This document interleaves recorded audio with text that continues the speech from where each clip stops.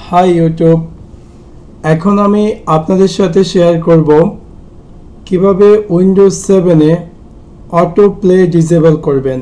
So let's take a look how to do that. Simply আমরা start মেনুতে যাওয়ার পর কন্ট্রোল প্যানেল ওপেন করব।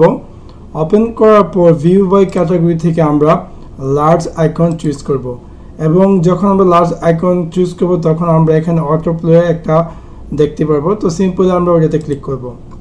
ক্লিক করার পর choose what happen when you insert each type of media or device.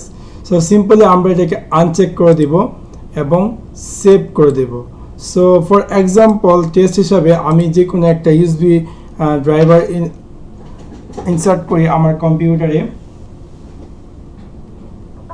তো যখন আমি আমার ইউএসবি ড্রাইভারটি ইনসার্ট করলাম, আমাকে এখানে কোনো ধরনের নট অটো প্লে যেরকমটা অন্য সময় আমি যখন কানেক্ট করতাম তখন আমাকে এখানে অটো প্লের একটা অপশন দিত, কিন্তু এখন আর আমার কোনো অটো প্লে অপশন নেই। সিম্পলি আমার ডিভাইসটি এখানে শো করছে যে ডিভাইসটি কানেক্ট হয়েছে এবং আমি কম্পিউটার ওপেন করতে পারলে ওপেন করে আমি আমার ডিভাইসটি দেখতে পাচ্ছি, কিন্তু আগের মতো যে অটো প্লের একটি অপশন দিত সেই অপশনটি এখন আর দিবে না।